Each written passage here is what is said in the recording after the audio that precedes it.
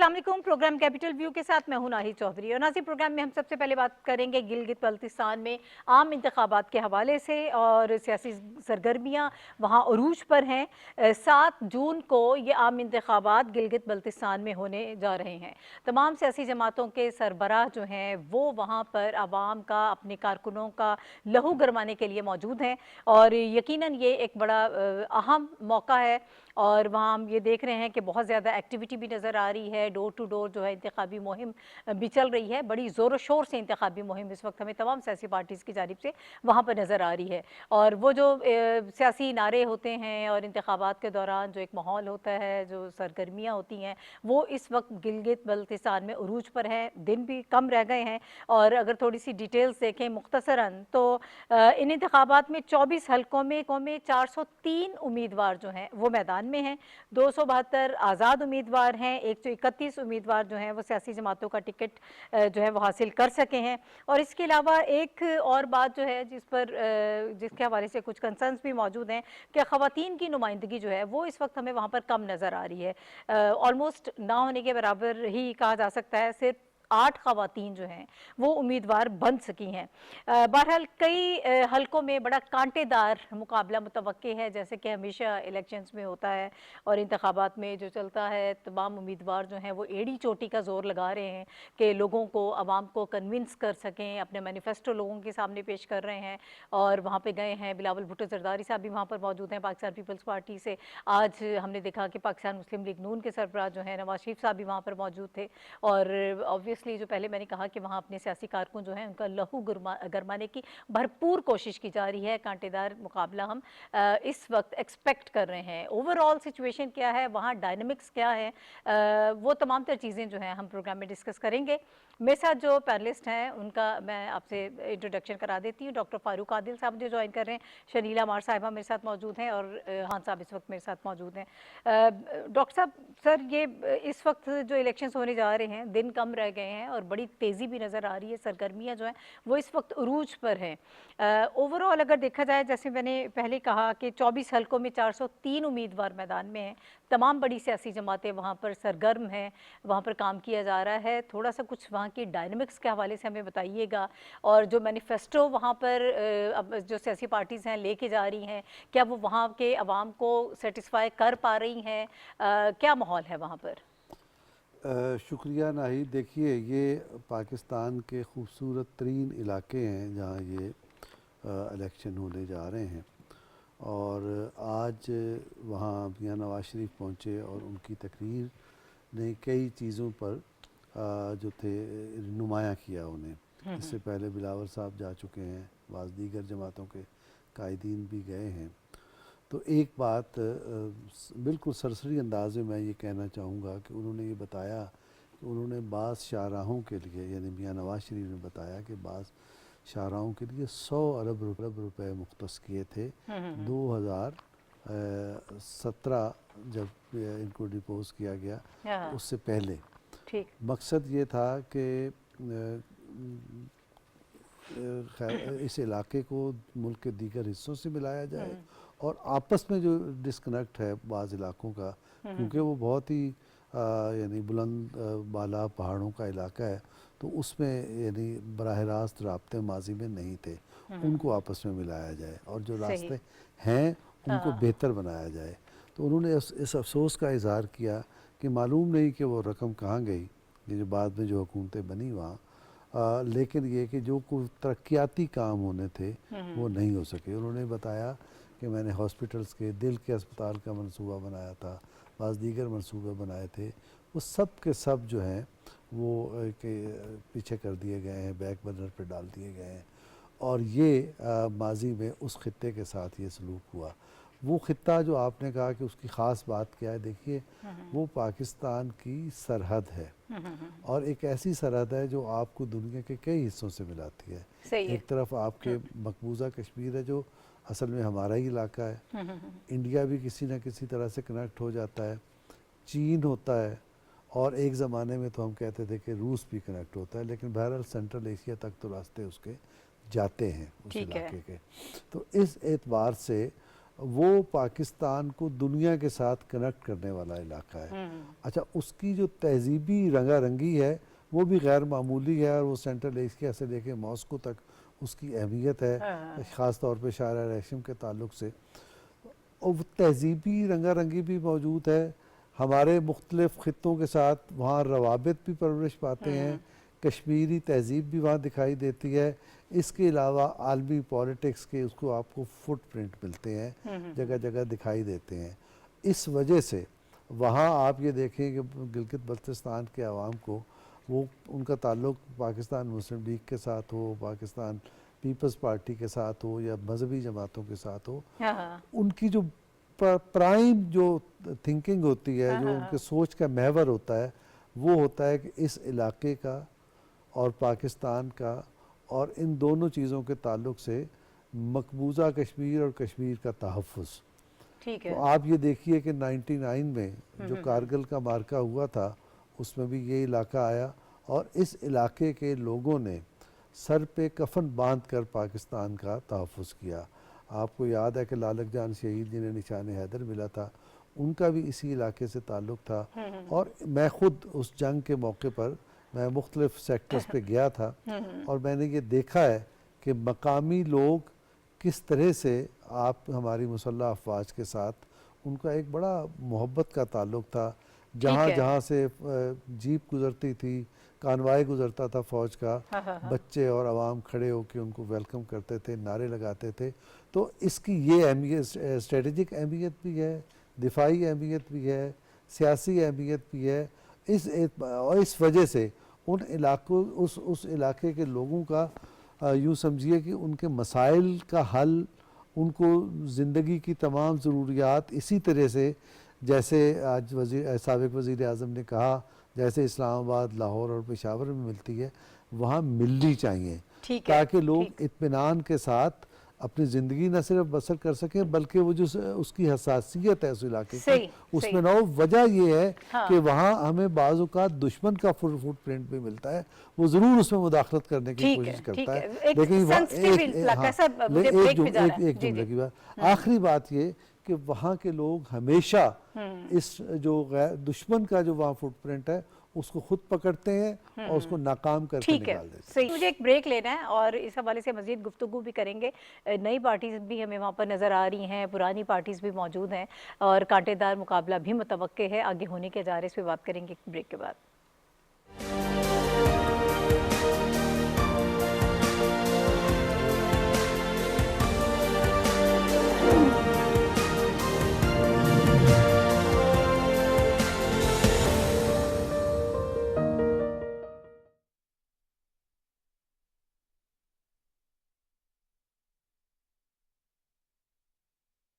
الله أكبر الله أكبر الله أكبر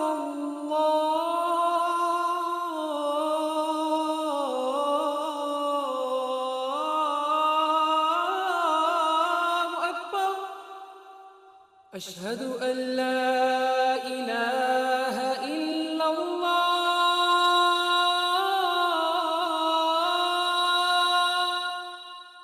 أشهد أن لا إله إلا الله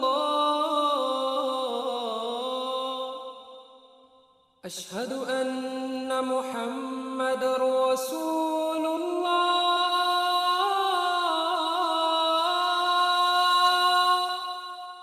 أشهد أن محمد رسول الله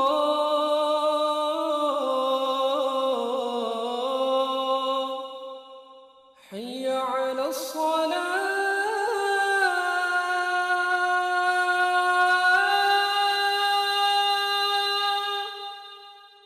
حي على الصلاة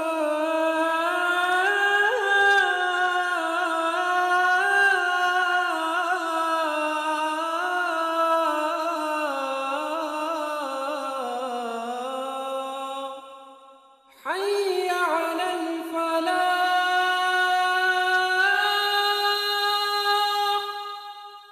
حي على الفلاح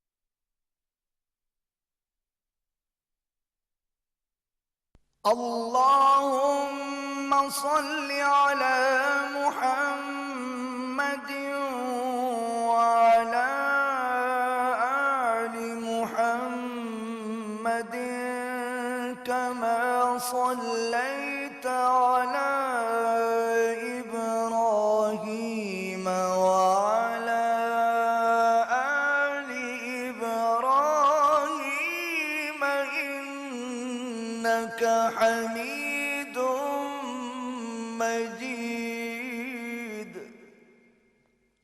اللهم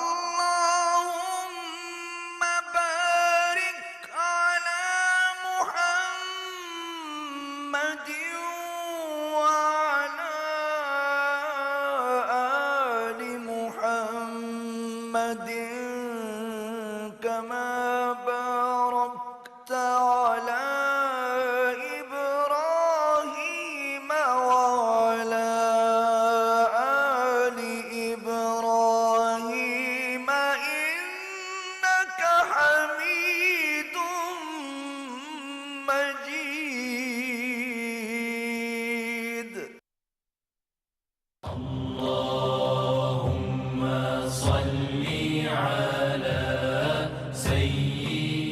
حضرت عبداللہ بن عمر رضی اللہ تعالیٰ عنہ سے روایت ہے کہ نبی کریم صلی اللہ علیہ وسلم نے فرمایا، مسلمان وہ ہے جس کی زبان اور ہاتھ سے دوسرے مسلمان محفوظ رہیں۔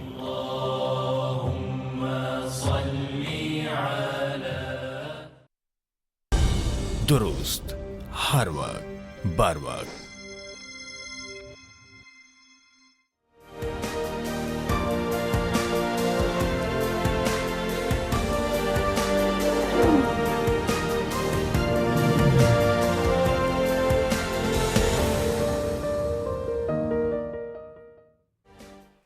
ویلکم بیک ٹو دا شو۔ اور ناظرین، ہم گلگت بلتستان کے انتخابات کے حوالے سے اس وقت بات کر رہے ہیں جو 7 جون کو ہونے جا رہے ہیں۔ بہت بڑی جو سیاسی جماعتیں ہیں اور دیگر جو سیاسی پارٹیاں ہیں وہ وہاں پر موجود ہیں ایک بڑی تعداد میں۔ اور اگر مختصراً ہم یہاں پر بات کریں، جو پہلے بھی میں نے ذکر کیا تھا، 23 امیدوار جو ہیں پاکستان پیپلز پارٹی کے، اس میں سر فہرست ہے پاکستان پیپلز پارٹی 23 امیدوار کے ساتھ، مسلم لیگ نون 22 امیدواروں کے ساتھ دوسرے نمبر پر ہے، استحکام پاکستان پارٹی کے 15، پاکستان مسلم لیگ کے 11، اسلامی تحریک پاکستان اور پاکستان نظریاتی پارٹی کے 10، جبکہ جمعیت علماء اسلام فے کے 9 امیدوار انتخابات میں حصہ لے رہے ہیں۔ اس کے علاوہ اور بھی دیگر پارٹیز ہیں جو جن کے امیدوار اس وقت میدان میں ہیں۔ کچھ نئی پارٹیز ہمیں اس میں نظر آ رہی ہیں۔ شنیلا، میں آپ کی طرف آؤں گی۔ اوورآل وہاں پر جو لوگ موجود ہیں ان کی بڑی امید کیا ہے اس وقت، اور ان کے جو مسائل ہیں کہ ان کے اصل ایشوز کو ایڈریس کرنے کی بات ہو رہی ہے؟ جو مینیفیسٹوز، جن مینیفیسٹوز کے ساتھ یہ سیاسی جماعتیں انتخابات میں اتری ہیں میدان میں، کیا وہ ان کے مسائل کو ڈسکس کر رہے ہیں؟ پھر اس کے ساتھ یہ بھی ایک جڑا ہوا ایک بڑی بات ہے کہ جو نئی سیاسی پارٹیز اس وقت میدان میں موجود ہیں، آئی پی پی کی ہم بات کرتے ہیں، جو دیگر پارٹیز ہیں، وہاں پہ آپ کو کیا نظر آ رہا ہے کہ عوام ان کی طرف کچھ ان کو اٹریکشن نظر آ رہی ہے یا نہیں؟ بہت شکریہ ناہید۔ گلگت بلتستان میں نا ایک تو پارٹیز کے مینیفیسٹو کو دیکھ کے لوگ ووٹ دیتے ہیں، لیکن وہاں پہ یہ یاد رکھے کہ شخصی ووٹ بھی بہت زیادہ ہوتا ہے، کیونکہ ظاہر ہے چھوٹے چھوٹے حلقے ہوتے ہیں، ووٹر کم ہوتا ہے، آپ 50,000 60,000 کہیں پہ 5,000 بھی ووٹر ہوتا ہے، تو وہاں پہ جو شخصی ووٹ جو ہوتا ہے نا وہ بھی بڑا سٹرونگ ہوتا ہے۔ اسی وجہ سے آپ نے دیکھیں پچھلے جو بھی الیکشن میں 15 کے دیکھ لیں، 2020 کے دیکھ لیں، کہ آزاد امیدوار بھی ایک اچھی تعداد میں وہاں پہ الیکٹ ہوتے ہیں، وہ اپنے شخصی ووٹ کی وجہ سے آتے ہیں۔ مسلم لیگ نواز جو ہے 2015 میں ان کی حکومت تھی، 2020 میں پھر وہاں پہ پی ٹی آئی کی آئی، لیکن پیپلز پارٹی اس سے پہلے پیپلز پارٹی کی تھی، تو اس سے یہ ٹرینڈ تو ہمیں نظر آتا ہے کہ جس کی وفاق میں حکومت ہوتی ہے اس کی گلگت بلتستان میں ہوتی ہے، اس کی وجہ یہ ہے کہ وہاں کے جو لوگ ہیں وہ وفاق کے ساتھ جڑے رہنا چاہتے ہیں تاکہ ان کے پرابلمز کا، مسائل کا حل نکلتا رہے، کسی طرح بھی وہ آئسولیٹ نہ ہو جائیں وفاق سے، تو اس وجہ سے یہ چیز بھی وہاں پہ جو عوام ہے اس کو دیکھتی ہے۔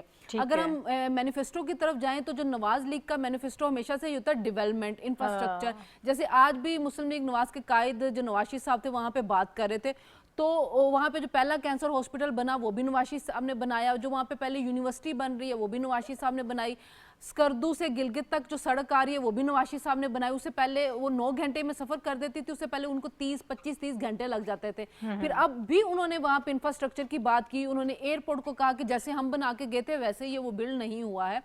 तो अगर हमने उस एरिया के अंदर, जो कि उस एरिया का सबसे बड़ी जो उनका इक्विपमेंट है टूरिज्म है, टूरिज्म जो था वो पीटीआई के दौर में काफ़ी ज़्यादा वहाँ पे प्रमोट किया गया था। तो वहाँ पे बड़े गेस्ट हाउस बने हैं, लोग और मुकामी टूरिस्ट सबसे ज़्यादा वहाँ पे आता है, फॉरेनर भी आते हैं, मुकामी भी आते हैं। तो उनके लिए सहूलियात फराहम करने के लिए आपको रोड इंफ्रास्ट्रक्चर को बेहतर करना होगा ताकि वो वहाँ पर रेवेन्यू और ज़्यादा जनरेट कर सके। आप देखें ना, जैसे गिलगित बिल्तिस्तान जितना खूबसूरत है उतना ही हम स्विट्जरलैंड भी खूबसूरत है, और वो 70% उस मुल्क का जो रेवेन्यू है वो टूरिज्म से आता है। तो हम क्यों नहीं वहाँ से टूरिज्म से कमा सकते? सिर्फ ये है कि हमें वहाँ पे बेसिक फैसिलिटीज प्रोवाइड करने होंगी।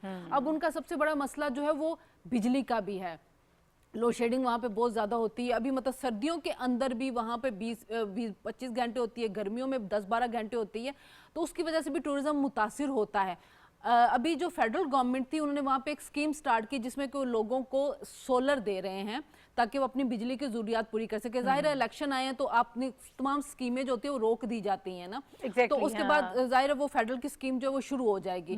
तो वहाँ पे जो लोग हैं अब उनका ज़्यादातर जो रोज़गार, ज़्यादातर जो पहले लोग थे उनका ये ख्वाहिश होती थी कि हमें सरकारी ही जॉब मिले, लेकिन इतनी ज़्यादा सरकारी जॉब्स क्रिएट नहीं की जा सकती। तो अब ज़्यादातर लोगों का जो रोज़गार है वो टूरिज़्म से वाबस्ता हुआ है। तो जितनी ज़्यादा वहाँ पे इंफ्रास्ट्रक्चर बिल्ड होगा उतनी ज़्यादा टूरिज़्म को लेके फैसिलिटीज़ मिलेंगी और टूरिज़्म बढ़ेगा तो ज़्यादा से ज़्यादा लोग जो हैं उनका रोज़गार उसके साथ वाबस्ता हो जाता है। को जो यूथ है आपकी वो उसके साथ इंगेज होती जाएगी। अगर हम पाकिस्तान पीपल्स पार्टी की तरफ आए, उनका भी अच्छा खासा वहाँ पे वोट बैंक है, और वो अगर पीपल्स पार्टी को देखें वो भी इंफ्रास्ट्रक्चर की बात कर रही है, रोज़गार की बात कर रही है, और उनके नौजवानों को हमेशा नौकरियाँ देते हैं, सरकारी नौकरियाँ उनके दौर में ज़्यादा मिलती हैं नौजवानों को।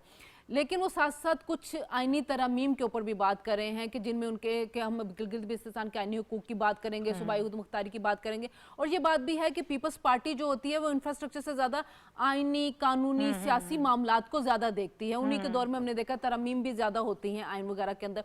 अब इस्तेहकाम पार्टी आई है और ये कहा जा रहा है कि इस्तेहकाम पार्टी भी इस पोजीशन में है कि 2-3 सीट्स वहाँ से निकाल लेगी। तो वहाँ पर जो बड़ी 3 पार्टियां हैं वो यही कहा जा रहा है कि पाकिस्तान मुस्लिम लीग नवाज, पीपल्स पार्टी, इस्तेहकाम पार्टी इस पोजीशन में कि सीट्स निकाल लेगी, लेकिन वहाँ पे एक अच्छी खासी तादाद में 7-8 सीट्स का, जो कि अभी जाहिर है अंदाजे हैं, जब इलेक्शन होगा हमें उस दिन पता चलेगा कि क्या सही आता है। लेकिन ये कि इंडिविजुअल्स भी सीट्स निकालने की पोजीशन में जिनका अपना शख्सी वोट है, और फिर वो जो इंडिविजुअल्स होते हैं वो भी फैसला कुन जाहिर उनका वोट होता है जब उन्होंने किसके साथ शामिल होंगे हुकूमत बनाने के लिए। तो ये अभी तक की सूरत हाल है, लेकिन जैसे जिस दिन 7 को इलेक्शन होगा तो उस दिन हमें ज़्यादा क्लियर सूरत हाल मिलेगी कि गिलगित बिल्तिस्तान में हुआ क्या है। ठीक है। अच्छा हुमायूं साहब, जो हम मसाइल की बात कर रहे हैं, वहाँ के जो अवाम हैं उनके असल मसाइल क्या है? क्या जो अब सियासी जमातें आ रही हैं वो उनको जो मैनिफेस्टो दे रही हैं उस पर उन मसाइल को देखा जा रहा है, वो उसकी रिप्रेजेंटेशन मौजूद है, उसको हल करने के लिए जो दावे किए जा रहे हैं, वादे वईद किए जा रहे हैं, उसको अवाम किस तरह से देख रही है? फिर नई पार्टीज़ का जो इस वक्त उसमें हमें नज़र आ रही है कि वो भी इसमें शामिल हो रही हैं, उसका क्या इम्पैक्ट होगा? जी थैंक यू नाहिद। मेरा ख्याल है इसको आप पाकिस्तान की जो डेमोक्रेटिक ट्रांजिशन है जो हम पिछले चंद दहाइयों में देख रहे हैं उसका एक हिस्सा समझ के देखें कि एक ऐसा इलाका जो कि हिस्टोरिकली डिस्प्यूटेड है और अभी भी यूएन की रेजोल्यूशन के मुताबिक, लेकिन पाकिस्तान ने उसको स्ट्रेटेजिक ऑटोनॉमी दी हुई है वहाँ पे। उस स्ट्रेटेजिक ऑटोनॉमी के अंदर जो है जो पाकिस्तानी स्टेट है, आज़ाद जम्मू एंड कश्मीर और गिलगित बल्तिस्तान के ये जो 2 रीजन्स हैं जो कि ओवरऑल तो खैर एक ही रीजन बनता है, लेकिन एडमिनिस्ट्रेटिवली उनको कुछ वजूहात की बिना पे इस तरह से हमने फ्रेम किया हुआ है, but they are part of Jammu and Kashmir. उसमें इस रीजन की अहमियत 2 बाला इस सेंस में हो जाती है कि ये वाखान कॉरिडोर के हेड के ऊपर आता है, जहाँ पे चाइना, अफ़गानिस्तान, ताजिकिस्तान और पाकिस्तान मर्ज करते हैं, और ये एक सेंट्रल एशिया का आप समझ लें कि एक मेल्टिंग पॉइंट है। 3 डिफरेंट जो पहाड़ी सिलसिले वो यहाँ पे आके मर्ज होते हैं। उसके अलावा जो आपने जो सवाल किया था उसमें 2-3 चीज़ें बड़ी अहम हैं। यहाँ पे टूरिज़म کی جو انڈسٹری ہے اس کے اوپر دنیا کی مختلف رپورٹس آ چکی ہیں اور جو اس کو بلینز آف ڈالرز کے اس کے اندر اس کو پٹ کرتی ہیں کہ یہ 5, 10, 15, 20, 25 ڈفرینٹ ادارے جو ہیں وہ اس کو ڈفرینٹ کرتے ہیں. اس کے علاوہ آپ کا یہاں پہ ہائیڈرو پاور پوٹینشیل جو ہے وہ اتنا زیادہ ہے کہ وہ پورے پاکستان کو بجلی فراہم کر سکتا ہے, بجائے اس کے کہ کہیں سے اور آپ لیں ہائیڈرو پاور کے آپ. اور ہم نے چند منصوبے آلریڈی یہاں پہ کیے ہوئے ہیں اور وہ انٹرنیشنل ریکگنائز ہیں. دیامیر بھاشا ہے یہاں پہ, داسو ہے اور اس طرح کے اور ہیں. اس کے علاوہ آپ کا یہاں پہ جو کلائمیٹ ریزیلینس کا جو پروجیکٹ ہے اس کو دنیا ریکگنائز کرتی ہے. کلائمیٹ چینج کے اندر ہم بہت ساری چیزیں کر رہے ہیں. تو ان ساری چیزوں کے تناظر میں یہ جو الیکشن ہے یہ پاکستان کا جو جمہوری تسلسل ہے اس کی ایک آواز بن کے دنیا کے سامنے آتا ہے. ابھی شنیلا نے مختلف پارٹیز کا ذکر کیا, آپ نے مختلف کینڈیڈیٹ کا ذکر کیا, مختلف رپورٹس ہیں کہ 400 سے زیادہ 500 یا 600 کے قریب جو ہیں کینڈیڈیٹ کھڑے ہیں, نئی 3 پارٹیز وہاں پہ آ گئی ہیں.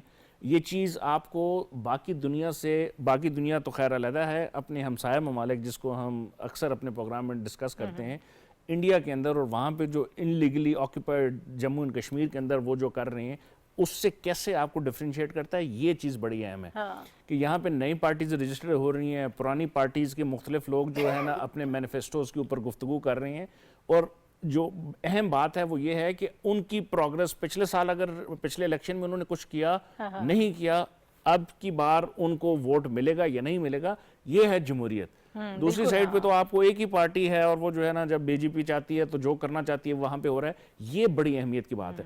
اور جو چوتھی اہمیت کی بات ہے وہ یہ ہے کہ اب ہم بیلٹ اینڈ روڈ کا ایک ایسا حصہ بن چکے ہیں جس میں چین یہاں پہ متعدد بڑے منصوبے, جس میں ایگریکلچر, فروٹس کو پرزرو کرنے کا, روڈ انفراسٹرکچر کا, نئے کوریڈورز بنانے کا. بائی دا وے وہ یہاں پہ 2 اور ایسے منصوبے ہیں جو KKH کو ڈائیورسیفائی کر رہے ہیں کہ وہ اس کو AJK کے اندر لے جائیں, اس کو دوسری طرف. تو یہ وہ چیزیں ہیں جو پاکستان کی اسٹریٹجک اٹانومی اور اسٹریٹجک ویژن کو جو ہے آپ کو بتا رہے ہیں. تو ان دیٹ سینس میرا خیال ہے کہ یہ الیکشن اہمیت کا حامل اس لیے ہے کہ ایک سائڈ پہ آپ کے دوسرا جو نیبر ہے وہ الیکشن میں کیا حرکتیں کر رہے ہیں, اس سائڈ پہ ہم نئی پارٹیز کر رہے ہیں, پرانی پارٹیز, اپوزیشن بائی دا وے اپنے انڈیپینڈنٹ کینڈیڈیٹ وہاں پہ کھڑی کر رہی ہے. تو یہ بڑی اہمیت کی بات ہے. دنیا اکثر جو ہے بحث کرتی ہے کہ یہاں پہ اپوزیشن کے لیے جگہ نہیں ہے. یہاں پہ اس وقت بھی کم از کم بھی کوئی 20 سے 30 کے قریب اپوزیشن کے ایسے کینڈیڈیٹ ہیں جو شاید کسی حد تک جو ہے وہ ان کی سکسیس بھی ہو سکتی ہے. یہ انڈیپینڈنٹ انالیسز ہے. تو ان دیٹ سینس میرا خیال ہے یہ جو جمہوری عمل گلگت بلتستان میں جو شروع ہوا ہے, اور AJK اس کا حصہ تھا, میں اس لیے بار بار اس کا آ جاتا ہے. تو in that sense it's very important. اس کو آپ کنیکٹ کریں چین کے ساتھ. اب ہم بیلٹ اینڈ روڈ کیا, ابھی وزیر اعظم وہاں سے واپس آئے, اس کے بعد ہمارے صدر وہاں سے واپس آئے. 2 چیزیں بڑی ہیں, میں یہ آپ اس کو ہمیشہ ہنستی ہیں میں جب اس کا ذکر کرتا ہوں. یہ چونکہ کنٹیگوٹی ہے شنجیانگ کے ساتھ یہ خطہ ملتا ہے, وہاں پہ اس وقت $100 بلین کی انویسٹمنٹ ہو رہی ہے اگلے 5 سال میں. اس کا اثر کتنا یہاں پہ ہو سکتا ہے, اس کا بنیاد اس چیز پہ ہے کہ آپ اپنے اس جمہوری عمل کو کنٹینیو رکھیں, لوگوں کو وہاں سے ملنے دیں, کنیکٹیوٹی کو بڑھنے دیں, اور اس کا فائدہ آپ کو آئندہ آنے والے چند سالوں میں نظر آ جائے گا. ٹھیک ہے. اچھا صافی صاحب, ذرا میں اب یہ چاہتی ہوں کہ تھوڑا سا جو ہم مسائل کی بات کر رہے ہیں کہ وہاں جو مقامی لوگ ہیں ان کے مسائل, ان کی سوچ اور ان کی ترجیحات کیا ہیں. آبویسلی جب سیاسی جماعتیں جاتی ہیں ان کا اپنا ایجنڈا ہوتا ہے, ان کا مینیفیسٹو ہوتا ہے, اور کوشش کی جاتی ہے کہ جو ان کے مسائل ہیں ان کو فوکس کیا جائے. اور نئی پارٹیز جب اس میں شامل ہو رہی ہیں تو لوگوں کے پاس آپشنز بھی زیادہ آ جاتی ہیں, مقابلہ بھی سخت ہوتا ہے. لیکن عوام کے لیے اچھا ہے کہ جتنی زیادہ پارٹیز ہوں گی اتنا زیادہ شاید ان کے حوالے سے بات کی جائے گی, ان کے مسائل کو حل کرنے کی کوشش کی جائے گی. جی ناہید, آپ نے اہم نقطہ اٹھایا ہے. جو جمہوری حکومتیں قائم ہوتی ہے یا قائم ہونے کا جو پروسیس ہے, اس کا بنیادی مقصد یہی ہوتا ہے جو آپ نے نقطہ اٹھایا ہے کہ عوامی مسائل کے بارے میں آگاہی حاصل کی جائے اور عوام کی توقعات اور عوام کی خواہشات کے مطابق اس کا حل تلاش کیا جائے. ہمایوں خان صاحب فرما رہے تھے اور میں نے شنیلا صاحب کو بھی غور سے سنا, اس میں کوئی شعبہ نہیں ہے کہ گلگت بلتستان پاکستان کا ایک ایسا حصہ ہے کہ جس طرح صدر شی جی پنگ علی اعلان کہتے ہیں کہ BRI کا جو فلیگ شپ پروجیکٹ ہے, جو opening the door towards the world ہے, وہ ہمارا CPEC ہے. تو ہم بڑے فخر سے یہ بات کہتے ہیں کہ ہمارے لیے جو opening gateway to the Chinese relation aggregation اور چائنیز انویسٹمنٹ اور سی پیک اور بی آر آئی ہے تو گلگت بلتستان کا محل وقوع ہے اور گلگت بلتستان کا علاقہ ہے. تو یہ پاکستان کے لیے اللہ تعالیٰ نے اس خطے کو بالکل ایک نعمت کے طور پہ ہمارے حصے میں یہ رقبہ اور یہ علاقہ اللہ نے ہمیں دیا ہے. تو اس کی جتنی بھی ہم خدمت کریں اور جتنی بھی ہم ان کے مسائل حل کریں تو وہ اہم بھی ہے اور ہمارا فرض بھی بنتا ہے مین اسٹریم پاکستان کا. اب جو وہاں کے مسائل ہے وہ تو بے تحاشا ہے, اس بات میں کوئی شعبہ نہیں ہے. اسٹریٹجک اہمیت بیان کر دیا معاون صاحب نے اور باقی ساتھیوں نے. پھر اس کی جیو پولیٹیکل سچویشن جو ہے اس کی اہمیت کے بارے میں بات کی گئی, اس بات سے بھی کوئی انکار نہیں ہے. چین سے ان کی کنیکٹیوٹی کے حوالے سے جو ان کا جو ایک لے آؤٹ ہے وہ بھی اس کو بھی نظر انداز نہیں کیا جا سکتا اور وہ بھی ایک حقیقت ہے. لیکن اس کے ساتھ ساتھ جو آپ کا سوال تھا وہ اپنی جگہ پہ اہم بھی ہے اور قابل غور ہے کہ وہاں کے مسائل بہت زیادہ ہے. دیکھیں ہم نے وہاں پہ عوامی ایکشن کمیٹی کے احتجاج دیکھے ہیں. ہم نے جب ایران اور امریکہ کا جنگ کا آغاز ہوا اور وہاں پہ جو ظالمانہ کارروائی اسرائیل اور ایران نے کی تو لا اینڈ آرڈر کی سچویشن پہ داغ ہوئی. ہم نے جو خیبر پختونخوا سے بس گلگت بلتستان کے علاقے ہیں وہاں پہ دہشت گردی کے کچھ واقعات ہوئے جس میں ہمارے دوست چائنیز کو نقصان بھی پہنچا. تو یہ امن و امان کی صورتحال جو ہے وہ ایک چیلنج ہوگا. سب سے جو ایک بڑی بات ہے اور جو وہاں کے پرامن لوگ ہیں, ہم سب جانتے ہیں کہ گلگت بلتستان کے لوگ انتہائی پیار کرنے والے اور انتہائی ملنسار اور تعلیم یافتہ لوگ ہیں. حال ہی میں ہم نے دیکھا تھا کہ پرنس رحیم آغا خان صاحب جب آئے, جب ان کا دورہ ہوا, پوری دنیا نے ایک گڈ امیج اور ایک ریلیجس ہارمونی کا جو ایک مظاہرہ ہے وہ ہم نے دیکھا. تو وہاں پہ کوئی شدت پسندی نہیں ہے, نہ ہی وہاں پہ ایک دوسرے کو برداشت کرنے کا ایک جذبہ ہے. وہاں پہ مختلف کمیونٹی آباد ہے, اہل سنت آباد ہے, وہاں پہ اہل تشیع آباد ہے, وہاں پہ اسماعیلی فرقہ جو ہے ان کے پیروکار آباد ہے. تو وہ سب مل جل کے رہتے ہیں. تو امن و امان میرے خیال میں اب بھی وہاں پہ قابل غور علاقہ ہے اور مقامی لوگ انتہائی پرامن ہے. لیکن انٹرنیشنل پراکسیز وہاں پہ سب سے زیادہ سرگرم ہے. راک کو ہم نظر انداز نہیں کر سکتے. وہاں پہ وقتاً فوقتاً انڈیا کی طرف سے جو انگلیاں اٹھائی جاتی ہے اور بلا وجہ جو وہاں پہ ایک انارکی کی پوزیشن اور حالات پیدا کرنے کی کوشش کی جاتی ہے. تو سب سے زیادہ قابل غور اور قابل توجہ یہ بات ہے کہ جب امن قائم ہوگا تو باقی مطالبات جو وہاں کے ہے, جس سے شنیلا کا ہے کہ بجلی کی ناروال لوڈ شیڈنگ وہاں پہ ہو رہی ہے, وہاں پہ جو ترسیلات ہے اشیاء خوردنوش کا اس کا مسئلہ بن جاتا ہے. سردیوں کے موسم میں لینڈ سلائڈنگ اور اس کی وجہ سے بہت سارے مسئلے پیدا ہو جاتے ہیں. لیکن دیکھیں یہاں پہ ہم بات کر رہے ہیں الیکشن کا, تو نہ ہی وہاں کی دو بڑی پرانی جماعتیں ہیں جو ہمیشہ سے ایک دوسرے کے خلاف جو ہے مد مقابل ہمیں میدان میں ادھرتی ہوئی نظر آئی ہے. سب سے مقبول جماعت بلا شبہ وہاں پہ مسلم لیگ ہے. میں اس بنیاد پہ نہیں کہہ رہا, یہ زمینی حقائق ہمیں بتا رہے ہیں کہ وہاں بھی کسی سے بھی پوچھا جائے تو وہ لوگ جو قابل عمل اور مکمل شدہ منصوبے ہیں وہ اس کا ذکر کرتے ہیں. وہ ذکر کیا گیا ہے نواز شریف صاحب نے وہاں پہ جتنے بھی ترقیاتی منصوبے ہیں سے لے کر جو کمیونیکیشن کے منصوبے ہیں, جو ہیلتھ کے منصوبے ہیں, جو انرجی کے منصوبے ہیں, جو روزگار کے منصوبے ہیں, اس پہ سب سے زیادہ کنٹریبیوشن ہمیں نظر آئی ہے مسلم لیگ نون کی. تو اس وقت بھی آج جب قائد مسلم لیگ نواز شریف صاحب وہاں پہ پہنچے ہیں, ہمیں تو اس بات کی بھی خوشی ہے کہ نواز شریف صاحب بہت کم سیاسی سرگرمیوں میں حصہ لیتے ہیں.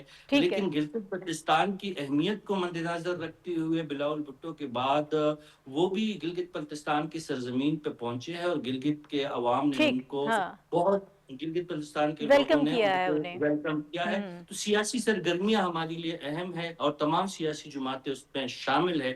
یہ ہمارے لیے ایک باعث اطمینان بات ہے. یہ ایک بہت اچھی بات ہے کہ وہاں پر تمام سیاسی جماعتیں جو ہیں وہ اپنی کیمپین بھی کر رہی ہیں اور عوام بھی جو ہے ظاہر ہے کہ وہ اپنی سوچ کے تحت آگے ووٹ دیں گے. لیکن ایک انتخابی جو پروسیس ہے, جو سرگرمیاں ہیں انتخابات کے حوالے سے, وہ وہاں پر زور و شور سے جاری ہیں. ابھی ہم یہ چاہتے ہیں کہ ذرا بات کر لیں مڈل ایسٹ کی جو سچویشن ہے اس کے حوالے سے, اور آن گوئنگ سچویشن ہے، روز اس پہ بات ہوتی ہے، جو ڈیولپمنٹس ہیں اس کو ساتھ کے ساتھ ہم آپ سے شیئر کرتے ہیں۔ ابھی ایران امریکہ معاہدے کے حوالے سے پریزیڈنٹ ٹرمپ نے یہ دعویٰ کیا ہے کہ 1 ہفتے میں یہ معاہدہ مکمل ہو جائے گا، اور ہم یہ دیکھ رہے ہیں کل اس پر ہم نے بات ہوئی، اس کے بعد ایران نے انکار کر دیا تھا کہ جب تک جنگ بندی کو قائم نہیں رکھا جائے گا، جس طرح سے اسرائیل لبنان پر حملے کر رہا ہے، تو تب تک ہم مذاکرات کے معاہدے کے حوالے سے بات نہیں کریں گے پریزیڈنٹ ٹرمپ نے۔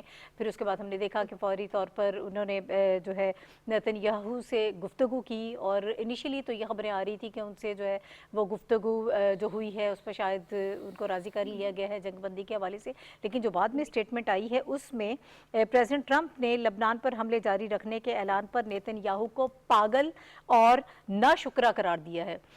یہ بات ہم ہمیشہ سے کرتے آ رہے ہیں کہ جس میں سب سے بڑا سپوائلر ہے اس سارے معاملے میں وہ اسرائیل ہے، اور اب یہ چیزیں کھل کر سامنے آ گئی ہیں کہ اب وہ امریکہ کی بات بھی نہیں مان رہا ہے، اور اس جنگ کا آغاز بھی ہم سب یہ جانتے ہیں کہ کس طرح سے ہوا تھا، اور اس کو کس نے پش کیا تھا، کس نے کنونس کیا تھا پریزیڈنٹ ٹرمپ کو کہ فوری طور پر ایران پر اٹیک کیا جائے، وہ آبویسلی اسرائیل تھا۔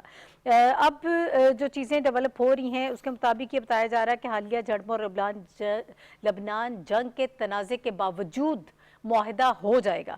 پاکستانی ایرانی وزرائے خارجہ کا ٹیلی فونک رابطہ، پاکستان اور ایران کے وزرائے خارجہ کا آپس میں رابطہ ہوا ہے، اور یہ یقیناً بڑا اہم رابطہ ہے۔ عباس عراقچی صاحب اور اسحاق ڈار صاحب کی گفتگو ہوئی ہے، اور یہ ہم پاکستان کی ہمیشہ سے یہ کوشش رہی ہے کہ ہم ٹریک پر چیزوں کو لے کر آئیں اور یہ معاہدہ کسی طرح سے ہو جائے۔ ایران نے جو مذاکرات معطل کرنے کی دھمکی دی تھی اس پہ پھر فوری طور پر پریزیڈنٹ ٹرمپ نے ایکشن بھی لیا ہے۔ یہ تمام تر چیزیں جو ہیں وہ ہم ڈسکس کریں گے۔ اب اس جنگ کا جو امپیکٹ ہم دیکھ رہے ہیں، ایک محدود جھڑپیں تو ہمیں اس وقت نظر آ رہی ہیں، لیکن عالمی منڈی میں بہت افراتفری ہمیں نظر آ رہی ہے۔ تیل جو ہے وہ 8% مہنگا ہو گیا ہے، یقیناً یہ پوری جو اب دنیا کی معیشت ہے اس کے لیے بھی ایک بہت بڑا دھچکا ہے، اور یہ چیزیں ابھی رک نہیں رہی ہیں۔ اگر فوری طور پر معاہدہ ہو بھی جاتا ہے اس کے بعد کئی مہینے لگ جائیں گے چیزوں کو ٹریک پر آنے میں۔ اسی حوالے سے گفتگو کریں گے۔ ڈاکٹر صاحب، اب آپ کو کیا لگ رہا ہے، پریزیڈنٹ ٹرمپ نے نیتن یاہو سے بات بھی کی ہے، اس کے بعد انہیں پاگل اور ناشکرا بھی قرار دیا ہے، اب وہ چیزیں سمجھ میں آ رہی ہیں کہ اصل سپوائلر کون ہے، جنگ کی طرف دھکیلا کس نے، اور اگر جنگ بندی قائم نہیں رہتی، ایران نے تو کہا ہے کہ وہ مذاکرات نہیں کرے گا، اس کے باوجود پریزیڈنٹ ٹرمپ کہہ رہے ہیں کہ 1 ہفتے میں معاہدہ ہو جائے گا۔ اچھا ناہید، یہ جو کہہ رہے ہیں نا پریزیڈنٹ ٹرمپ کہ 1 ہفتے میں معاہدہ ہو جائے گا، تو دراصل یہ وہی اعصاب کا کھیل ہے۔ جب ایران نے پاؤں پیچھے ہٹا لیے ہیں تو اس کے بعد انہیں پریشانی ہوئی کہ یہ کیا ہو گیا، تو وہ امید ظاہر کر رہے ہیں۔ تو ایک پہلو تو اس کا یہ ہے، اور یہ انشاءاللہ یہ معاہدہ ہوگا، نہیں معلوم 1 ہفتے میں ہوگا کب ہوگا، لیکن بہرحال یہ ہونا ہے معاہدہ۔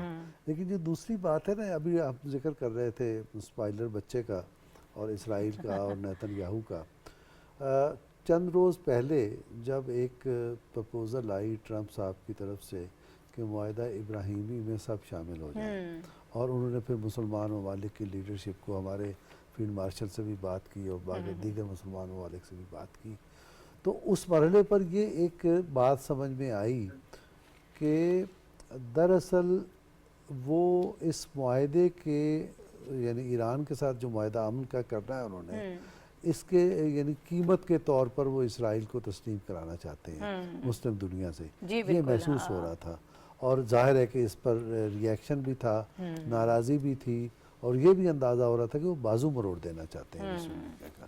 لیکن یہ جو ان کی ملاقات بات ہوئی ہے، اور اس میں یہ جو ڈائیلاگ سامنے آئے ہیں جس میں پتہ نہیں کیا کچھ، یہ تو آپ نے بہت ہی احتیاط سے بتایا نا کہ انہوں نے یہ کہا ہے، وہ اس سے زیادہ کہا ہے، تو وہ اس کا اب آپ یہ دیکھیں کہ وہ جو انہوں نے اس وقت کہا تھا معاہدہ ابراہیمی کا، دراصل ایک میسیجنگ تھی اسرائیل کو کہ تمہاری اوقات یہ ہے اور تمہیں اوقات میں آ جانا چاہیے۔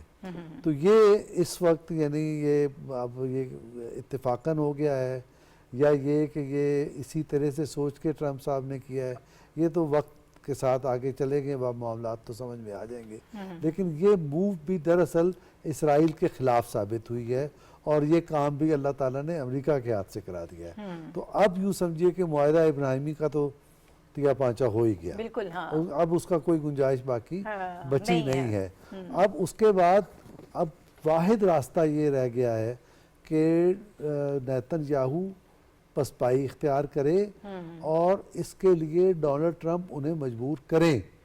یہ ان کی اب ذمہ داری ہے اور لگتا یہ ہے کہ وہ اس ذمہ داری کو وہ محسوس کر کے وہ آگے بڑھ رہے ہیں. جیسے یہ ہوگا، جیسے لبنان والے معاملات ٹھیک ہوں گے، ایسے ہی ایران کے معاملات بھی آگے بڑھتے چلے جائیں گے.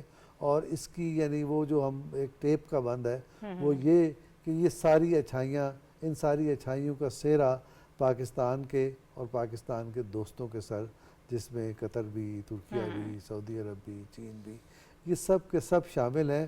اور ان سب کے تعاون سے اس خطے میں ایک نئی دنیا ضرور تخلیق ہو رہی ہے، جس کا مطلب یہ ہے کہ یہ جو استحصالی نظام پہلے سے موجود تھا اس میں کمزوری پیدا ہوگی اور ایک بہتر نظام اس کی جگہ لے گا، جس میں آپ کا یعنی بیلٹ آن روڈ انیشیٹو اور آپ کا اکنامک کوریڈور اور جو آپ اقتصادی کنیکٹیوٹی کے جو معاملات دیکھتے ہیں اس میں آسانی پیدا ہو. ٹھیک ہے. اچھا، یہ جو پاکستان کی ثالثی کے حوالے سے شلیلہ بات کی ہے، یورپی یونین کی خارجہ پالیسی کی سربراہ نے بھی پاکستان کی قائدانہ صلاحیتوں کو سراہا ہے، کامیاب ڈپلومیسی کو بہت انہوں نے بھرپور انداز میں اس کو اپریشیٹ کیا ہے. عالمی جریدہ العربیہ میں یہ بتا رہا ہے اور پوری دنیا جو ہے وہ اس حوالے سے اس وقت بات کر رہی ہے. مختلف رپورٹس آ رہی ہیں اور مختلف میڈیا آؤٹلیٹس جو ہیں وہ پاکستان کے کردار کو اس وقت اپریشیٹ کر رہے ہیں. یہ کہا جا رہا ہے کہ پاکستان نے امریکہ اور ایران کے درمیان ثالثی کر کے ایک مکمل جنگ کو ٹالنے میں مخلصانہ کوشش کی اور اس پہ وہ انہوں نے مدد کی ہے. پاکستان کی شاندار سفارتی کوششوں نے کئی مواقع پر ایران امریکہ مکمل جنگ کے آغاز کو روکا ہے. فیلڈ مارشل سید عاصم منیر نے کوششیں جاری رکھی اور امریکہ اور ایران میں رکاوٹوں کو دور کرنے میں کردار ادا کی ہے. العربیہ کا یہ کہنا ہے، ماہرین اس چیز کو بہت اپریشیٹ کر رہے ہیں کہ پاکستان کا جو کردار ہے وہ یقیناً اس میں قابل دید ہے اور کوئی اس کو میچ نہیں کر رہا. ثالثی کروانے کے لیے بہت سارے ممالک درمیان میں موجود ہیں لیکن پاکستان سر فہرست ہے. ناہید، اس میں تو کوئی دو رائے ہے ہی نہیں اور پوری دنیا اس چیز کو اکنالج کرے جو پاکستان کا کردار ہے. اگر اس وقت دنیا تھرڈ ورلڈ وار کی طرف نہیں گئی تو یہ پاکستان کی وجہ سے ہے. جس قسم کی دھمکیاں امریکہ کی طرف سے ایران کو آ رہی تھی اور وہ کہا بھی یہ جا رہا تھا کہ پتہ نہیں اب جنگ سٹارٹ ہوگی، مختلف ممالک اس میں شامل ہو جائیں گے، خطے کی کیا صورتحال بنے گی. لیکن وہ ہمارے ہی وزیر اعظم نے ٹویٹ کی، ریکویسٹ کی اور اس کے اوپر سیز فائر ہوا اور آج تک وہ سیز فائر ہے. بیچ میں جو سپوائلر ہے اسرائیل، اس نے بہت سی ایسی حرکتیں کرنے کی کوشش کی کہ دوبارہ جنگ کی طرف جائیں، لیکن یہ پاکستان کی ہی کوششیں تھی کہ دونوں ممالک ابھی تک یہ جو کہہ دیتے نا بیچ میں کہ تعطل آ گیا مذاکرات میں. سفارتکاری میں کوئی بھی چیز میں تعطل نہیں آتا، نہ ہی کوئی چیز ختم ہی ہوتی ہے. بیک ڈور پہ چیزیں وہ چل رہی ہوتی. تو ابھی تک یہ پاکستان کی ہی وجہ سے ہے کہ ڈرافٹ ادھر جا رہا ہے، وہاں سے آ رہا ہے اور اس کو امریکہ خود بھی اکنالج کر رہا ہے. آپ دیکھیں نا، مارکو روبیو ابھی گئے تھے انڈیا میں، انڈیا نے پاکستان کے خلاف بات کرنے کی کوشش کی لیکن انہوں نے اس کو ریجیکٹ کیا ہے. اس کے بعد پھر پاکستان کے خلاف میزائلوں کے اوپر بات ہوئی تو انڈیا اس کو امریکہ نے پھر ریجیکٹ کیا. تو پاکستان کے کردار کو مان رہے، ایران بھی مان رہا ہے، امریکہ بھی مان رہا ہے، پوری دنیا مان رہی. جس وقت پہلی سیز فائر ہوئی تھی آپ کو یاد ہے پوری دنیا سے پاکستان کو، ہمارے وزیر اعظم کو کالز آئی تھی اس کے لیے. تو یہ اس سے کوئی دو رائے ہے نہیں اور یہ جو ابھی تک جنگ کا خطرہ ٹلا یہ پاکستان کی وجہ سے، آگے جو معاہدہ بھی ہوگا وہ بھی پاکستان کی وجہ سے ہی ہوگا. ٹھیک، آپ اوورآل کیسے دیکھ رہے ہیں ہمایوں صاحب؟ اب جو دعویٰ کر رہے ہیں پریزیڈنٹ ٹرمپ، واقعی ہو جائے گا؟ لیکن عید اس میں دو چیزیں، ایک تو ڈاکٹر صاحب نے بھی کہا اور شنیلا نے بھی کہا، اس میں ایک پوائنٹ پاکستان کی طرف سے بارہا ریٹریٹ کیا گیا کہ ہم فلسطین کے مسئلے کا حل جو ہے وہ یو این اور او آئی سی کی ریزولوشن کے مطابق چاہتے ہیں. پری 1967 بارڈرز پہ آپ جائیں، 2 اسٹیٹ سلوشن کو ایکسیپٹ کریں، القدس الشریف یا ایسٹ جیروسلم کو جو ہے وہ مانیں، یہ ہمارا بیان ہے. اس کے بعد ہم پاکستان ہمیشہ سے گفتگو کرنے والے ملکوں میں شامل رہا اور ہم نے گفتگو کے ذریعے دنیا کے بہت بڑے مسائل کا بھی حل کیا جو اس وقت بھی ہم حل کرنے کی کوشش کر رہے ہیں. ہم نے وار آن ٹیرر کے اوپر بھی گفتگو کی، ہم نے افغانستان کے مسئلے کو بھی حل کرنے کے اوپر گفتگو کی اور ہم جو مڈل ایسٹ کرائسس ہے اس پہ بھی کی. موجودہ کرائسس کے اندر بھی پاکستان کا سٹانس بالکل اپنے جو ہمسایہ ممالک، اپنے دوست ممالک، ترکیہ ہے، ملیشیا ہے، چین ہے، ان کے ساتھ مل کے ہے کہ آپ اس کو گفتگو کے ساتھ حل کریں، ہاسٹیلٹیز کو روکیں اور بات چیت کے ساتھ کریں. یہ چیز آپ نے ابھی جو 2-3 سوال کیے اس میں ایک آپ کو میں صرف جب پہلی دفعہ سیز فائر ہوا تو $3.7 ٹریلین ایک دن میں دنیا کو جو ہے نقصان ہو سکتا تھا, اس سے پاکستان نے اس کو بچا لیا. اگر ہمارے مسائل کو دنیا کے اندر دیکھا جائے تو میرا خیال ہے ہمارے سارے اکنامک مسائل حل ہو جاتے اگر ہم اس کو بارگین کرتے. ہم چاہ رہے ہیں کہ گفتگو کے ذریعے مسائل کو حل کیا جائے اور یہی پاکستان کی آفیشیل پوائنٹ لائن ہے اور ہم اسی کے اوپر قائم ہیں.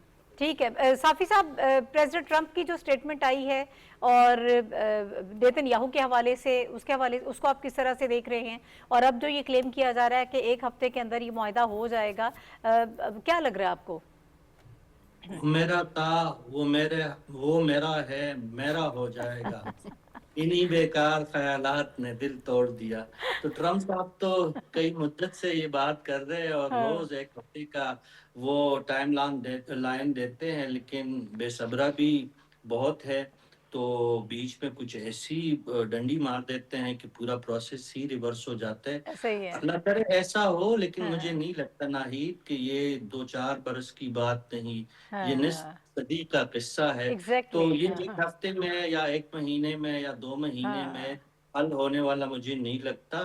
بلی چوہے کا جو کھیل ہے وہ جاری رہے گا, ادھر ڈوبے ادھر نکلے, ادھر نکلے ادھر ڈوبے, یہ سلسلہ اسی طرح ہوگا. نہ مکمل جنگ کے اثرات ہمیں نظر آتے ہیں, نہ مکمل جنگ کے خاتمے کے ہمیں کوئی زیادہ واضح امکانات نظر آتے ہیں.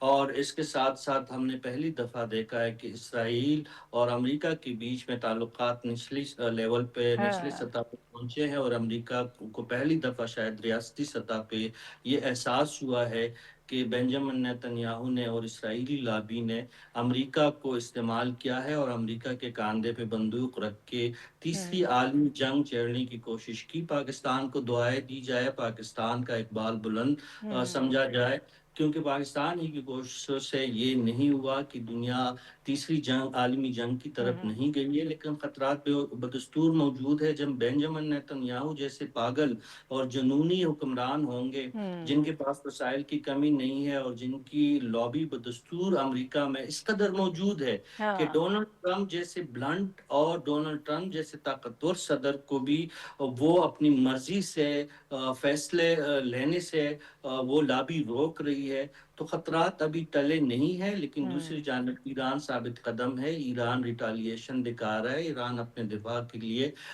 بالکل ہمیں کمر بستہ نظر آتا ہے. اور سب سے بڑھ کے پاکستان کی قیادت جو ہے اپنی نیندیں حرام کرتے ہوئے خطے کو اور دنیا کو جنگ سے بچانے کے لیے کمر بستہ ہے.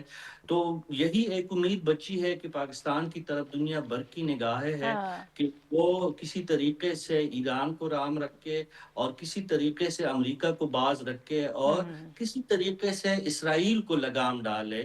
تو شاید یہ جنگ ٹل جائے, لیکن مجھے 1 ہفتے میں کوئی ایسے امکانات بہت کم نظر آتے. اگر ہو جائے تو اللہ کرے آپ کے منہ میں گھی شکر, لیکن پریزیڈنٹ ٹرمپ کے منہ میں گھی شکر انہوں نے کلیم کیا سر. چلے وقت ختم ہو گیا. گھی شکر ہم نہیں دینا چاہیں گے کیونکہ جنگ بھی انہوں نے سٹارٹ کی تھی. آپ کے منہ میں گھی شکر اس لیے چاہتے کہ آپ اپٹیمسٹک ہے, ہمیں بھی اپٹیمسٹک جو ہے رہنا چاہیے, اپروچ رکھنی چاہیے. ٹرو, وقت ختم ہو گیا. بہت ہے. ٹھیک ہے, وقت ختم ہو گیا صافی صاحب, اور یقیناً امید اچھی رکھنی چاہیے. پریزیڈنٹ ٹرمپ بار بار یہ کہہ رہے ہیں, دعوے ہیں, لیکن معاملہ اتنا آسان نہیں ہے اور اتنی جلدی حل ہونے والا نہیں ہے. ایران جس طرح سے دباؤ بڑھا رہا ہے وہ بڑی زبردست قسم کی اسٹریٹجی کے ساتھ آ رہا ہے. اب یہ دیکھتے ہیں کہ آنے والے دنوں میں کیا ہوتا ہے. میرے تمام تر پینلسٹ میرے ساتھ موجود تھے, آپ سب کا بہت شکریہ. ناظرین, پروگرام کا وقت بھی ختم ہو گیا. کل انشاءاللہ دوبارہ آپ سے ملاقات ہوگی. اجازت دیجیے, اللہ حافظ.